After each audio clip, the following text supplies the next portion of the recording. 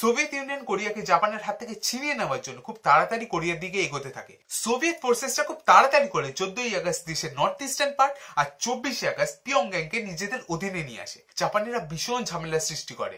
Official records বলুন, factories বলুন, mines বলুন, সব ডিস্ট্রয় করে দেওয়া হয়েছিল যাতে আমেরিকানসরা ভীষণ ঝামেলার সম্মুখীন হয়। আমরা দেখতে পারি যে যেখানে নর্দার্ন পার্টে সোভিয়েত ফোর্সেস ভীষণ প্ল্যান মাফিক কাজ করছিল, এখানে কিন্তু কোনো রকম প্ল্যান মাফিক কাজ হচ্ছিল না, কারণ তাদের কাছে কোনো রকম ডাইরেক্ট ইনস্ট্রাকশনই দেওয়া ছিল না যে তারা কোরিয়াকে রুল করবে এটা কিভাবে।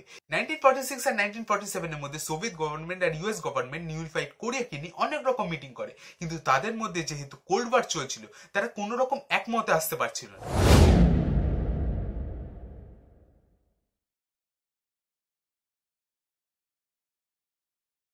1905 সালে রাশিয়া জাপানের যুদ্ধের পর 1910 সালে জাপান কোরিয়াকে নিজেদের অধীনে নিয়ে আসে। এম্পায়ার গোজংকে সরিয়ে জাপানিরা নিজেদের অ্যাডমিনিস্ট্রেশন তৈরি করে, যেখানে অবভিয়াসলি জাপানিদেরই রুল ছিল। নেক্সট 40 বছর অনেক রকম ন্যাশনালিস্ট গ্রুপ, রেডিক্যাল গ্রুপ তৈরি হলেও তাদের মধ্যে কোনো রকম ইউনিটি না থাকার জন্য তারা একটা বড় শক্তি হয়ে জাপানিদের বিরুদ্ধে লড়তে পারেনি।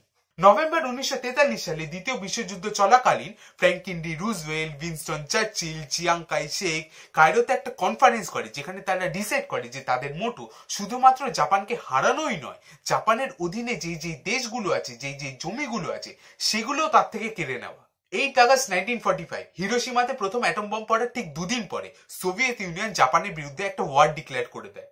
সোভিয়েত ইউনিয়ন কোরিয়াকে জাপানের হাত থেকে ছিনিয়ে নেওয়ার জন্য খুব তাড়াতাড়ি কোরিয়ার দিকে এগোতে থাকে। এটা থেকে ইউএস গভর্নমেন্ট এতটাই ভয় পেয়ে যায় যে ভীষণ শর্ট নোটিসে দুটো অফিসার অ্যাপয়েন্ট করে, চার্লস বোনস্টিল আর ডিন রাস্ক, এদের দুজনকে অ্যাপয়েন্ট করে যাতে তার আমেরিকান অকুপেশন জোনে যায়, মানে বেসিক্যালি ওই সাউথ কোরিয়া রিজেন্টে যায় এবং সেখানটা দখল করে নেয়, যাতে সোভিয়েত ইউনিয়ন পুরো কোরিয়াটা নিজেদের দখলে না আনতে পারে। যেহেতু নোটিসটা ভীষণ শর্ট ছিল, তার জন্য তাদের ডিটেল ভাবে স্টাডি না করি ন্যাশনাল জিওগ্রাফিকের একটা ম্যাপ নিয়ে আসে এবং 38 প্যারালাল একটা ডিভাইডিং লাইন হিসাবে বেছে নেয়, যেখানে এক সাইডে আমেরিকান ইনফ্লুয়েন্স থাকবে, আরেক সাইডে সোভিয়েত ইউনিয়নের, এবং সারপ্রাইজিংলি সোভিয়েত ইউনিয়ন এটাকে মেনেও নেয়। সোভিয়েত ফোর্সেসটা খুব তাড়াতাড়ি করে 14ই আগস্ট দেশের নর্থ ইস্টার্ন পার্ট আর 24শে আগস্ট পিয়ংগ্যাংকে নিজেদের অধীনে নিয়ে আসে।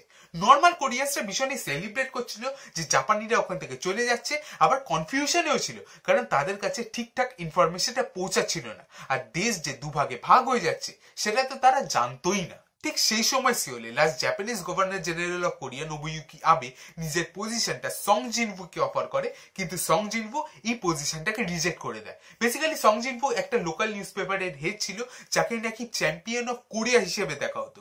15ই আগস্ট এই নোবুইউকি আবে নিজের পজিশনটা লিউ বোন হিয়ংকে অফার করে, আর লিউ বোন হিয়ং এই পজিশনটাকে অ্যাকসেপ্ট করে নেয় আর এবং কোরিয়ানসদেরকে জানায় যে জাপানিজরা সারেন্ডার করতে রেডি। ঠিক 20 মিলিয়ন ইয়েনের বাজেট নিয়ে লিউর দ্বারা সিপিকেআই বানানো হয় এবং সিপিকেআই কংগ্রেসের রিপ্রেজেন্টেটিভরা 6 সেপ্টেম্বর পিপল রিপাবলিকস অফ কোরিয়া বানায়। এটাকে কাউন্টার করার জন্য ঠিক 7ই সেপ্টেম্বর সং এর দ্বারা এনএফপিসি বানানো হয়, যদিও এনএফপিসির রোল কোরিয়ান পলিটিক্সে ভীষণই মিনিমাল ছিল।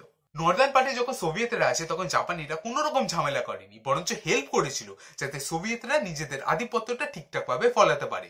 কিন্তু সাউদার্ন পার্টে জাপানিরা ভীষণ ঝামেলার সৃষ্টি করে। অফিসিয়াল রেকর্ডস বলুন, ফ্যাক্টরিজ বলুন, মাইন্স বলুন, সব ডিস্ট্রয় করে দেওয়া হয়েছিল যাতে আমেরিকানসরা ভীষণ ঝামেলার সম্মুখীন হয়। 1946 সালে কর্নেল জেনারেল টেরেন্টিস তাইস্কোভ অ্যাডমিনিস্ট্রেশনের চার্জ নেয় নর্দার্ন পার্টে এবং কিম টু সাংকে ভীষণভাবে প্রমোট করে। একটা নর্থ কোরিয়ান প্রফেশনাল গভর্নমেন্টও বানানো হয়, যেখানে কিম টু সাং হেড হয়। একটা মাস ক্যাম্পেইন চালানো হয়, যেখানে জাপানিজ ল্যান্ডলর্ডসদের ল্যান্ডগুলো গরিব চাষিদের মধ্যে ভাগ করে দেওয়া হয়। ল্যান্ডলর্ডসগুলো শুধু সেইটুকু জমিই রাখতে পারতো যেইটুকু জমি সেই গরিব চাষিরা তাদের থেকে রেন্ট নিয়েছিল। বেসিক্যালি একটা ইকুয়াল ডিস্ট্রিবিউশন অফ ল্যান্ড তারা করতে চাইছিল। কি ইন্ডাস্ট্রিজ গুলোকে ন্যাশনালাইজড করে দেওয়া হয়েছিল। তখনও কোরিয়ার দুটো পার্টি ইকোনমি ভীষণ বাজে অবস্থায় ছিল, কারণ জাপানিরা এগ্রিকালচারাল আর সার্ভিস ইন্ডাস্ট্রিজ গুলো সাউদার্ন পার্টি এস্টাবলিশ করেছিল আর হেভি ইন্ডাস্ট্রিজ গুলো নর্দার্ন পার্টি এস্টাবলিশ করেছিল। এই সব কিছু করার পর ডিসেম্বর 10, 1948 সোভিয়েত ফোর্সেসরা ওখান থেকে চলে যায়। আর অপরদিকে সাউদার্ন পার্টি ইউএস মিলিটারি পুরোপুরি কন্ট্রোল নিয়ে নেয় আর লেফটেন্যান্ট জেনারেল জন হজকে অ্যাডমিনিস্ট্রেশনে পুরোপুরি দায়িত্ব দিয়ে দেওয়া হয়। আমরা দেখতে পারি যে যেখানে নর্দার্ন পার্টি সোভিয়েত ফোর্সেস ভীষণ প্ল্যান মাফিক কাজ করছিল, এখানে কিন্তু কোনো রকম প্ল্যান মাফিক কাজ হচ্ছিল না, কারণ তাদের কাছে কোনো রকম ডাইরেক্ট ইনস্ট্রাকশনই দেওয়া ছিল না যে তারা কোরিয়াকে রুল করবে এটা কিভাবে। ইভেন কি হজ ওয়াশিংটন ডিসির সাথে কোনো রকম ডাইরেক্ট কন্ট্যাক্টেও ছিল না, তিনি ম্যাক আর্থারের সাথে কন্ট্যাক্টে ছিল, যে নাকি অ্যালাইড পাওয়ার্সের সুপ্রিম কমান্ডার ছিল টোকিওতে। প্রায় সবকটা জাপানিজদেরকে বাড়ি পাঠিয়ে দেওয়া হয়। ভীষণই ইনফ্লেশন হতে থাকে। প্রাইস কন্ট্রোলস, রেশনিং সব ইম্পোজ করা হয় ইনফ্লেশনটাকে কন্ট্রোল করার জন্য। একটা কট্টর অ্যান্টি কমিউনিস্ট সাইমন রিকে সাউথ কোরিয়ার প্রভিশনাল গভর্নমেন্টের ফার্স্ট প্রেসিডেন্ট করানো হয়। এই সাইমন রি ইউএস গভর্নমেন্টকে কনস্ট্যান্টলি প্রেশারাইজ করছিল যে তাদের দেশকে যেন তারা কোনো রকম ট্রাস্টিশিপের মধ্যে না ফেলে, কারণ তারা একটা ইন্ডিপেন্ডেন্ট রিপাবলিক অফ কোরিয়া চাইছিল।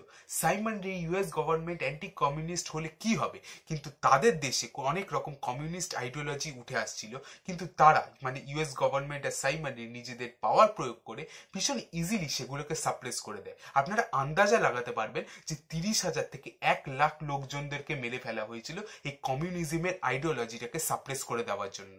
1946 আর 1947 এর মধ্যে সোভিয়েত গভর্নমেন্ট আর ইউএস গভর্নমেন্ট ইউনিফাইড কোরিয়াকে নিয়ে অনেক রকম মিটিং করে, কিন্তু তাদের মধ্যে যেহেতু কোল্ড ওয়ার চলছিল তারা কোনো রকম একমতে আসতে পারছিল না। যেমন ধরুন সোভিয়েত গভর্নমেন্ট চাইছিল যে ইউনিফাইড কোরিয়ার ফার্স্ট লিডার হবে হচ্ছে লিউ উন হিয়ং, সেটা ইউএস গভর্নমেন্ট নাকচ করে দেয়। আবার সোভিয়েত গভর্নমেন্ট চাইছিল যে তারা মানে ইউএস গভর্নমেন্ট আর সোভিয়েত গভর্নমেন্ট সব রকম মিলিটারি অ্যাক্টিভিটিস আর মিলিটারি ওখান থেকে তুলে দেবে আর কোরিয়ার লোকেদের ওপর দায়িত্ব ফেলে দেবে যে তারা কোন সরকারকে আর কোন লিডারকে বেছে নেবে। কিন্তু ইউএস যেহেতু কোরিয়ার ওপর নিজেদের ইনফ্লুয়েন্সটা বজায় রাখতে চাইছিল, ইউএস গভর্নমেন্ট সেই প্রস্তাবকেও নাকচ করে দেয়। যেহেতু ইউএস গভর্নমেন্ট আর সোভিয়েত গভর্নমেন্টের জয়েন্ট কমিশন কোন রকম একমতে আসতে পারে না, তার জন্য ইউএস গভর্নমেন্ট নিজেদের প্রবলেমটা ইউনাইটেড নেশনের কাছে নিয়ে আসে। কিন্তু এবারে সোভিয়েত গভর্নমেন্ট এটাকে অপোজ করতে লাগে, কিন্তু ইউনাইটেড নেশন জানায় যে একটা ফ্রি ইলেকশন হওয়াটা দরকার আর নিজেদের একটা টেম্পোরারি কমিশনও বানায় কোরিয়াতে। কিন্তু সোভিয়েত গভর্নমেন্ট এই ইলেকশনটাকে পুরোপুরি বয়কট করে দেয়।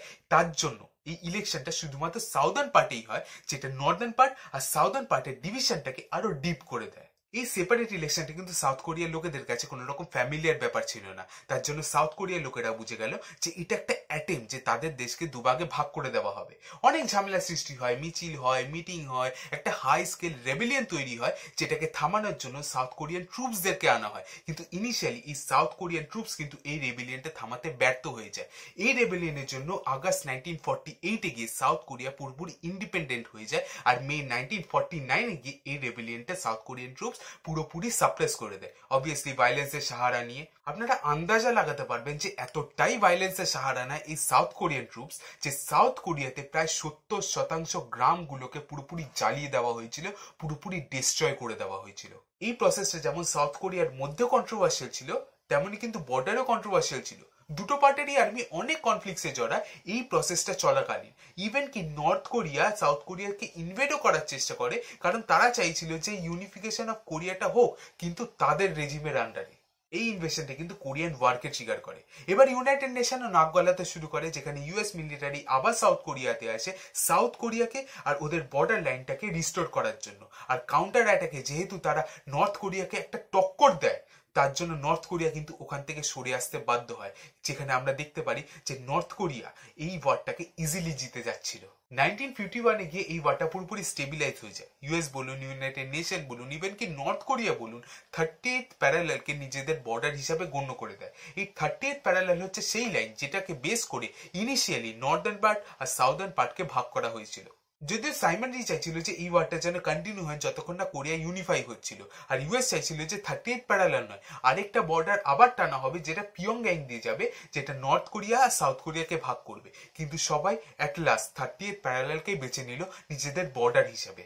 যুদ্ধের ঠিক 3 বছর পর কোরিয়ান আর্মস্টিস এগ্রিমেন্ট সাইন করানো হয়, যেখানে ডিসাইড করা হয় যে বর্ডার বরাবর একটা 4 কিলোমিটার ওয়াইড কোরিয়ান ডিমিলিটারাইজ জোন বানানো হবে, যেটা বর্ডার হিসেবে অ্যাক্ট করবে নর্থ কোরিয়া আর সাউথ কোরিয়ার মধ্যে। যদিও সাইমন রি এটা অ্যাকসেপ্ট করতে নারাজ করে দেয়, আর দুটো সাইড দিয়ে অনেক রকম অ্যাটেম্পটস করা হয় কোরিয়াকে রিইউনিফাই করার জন্য, কিন্তু কোনো অ্যাটেম্পটই সাকসেসফুল হয়নি।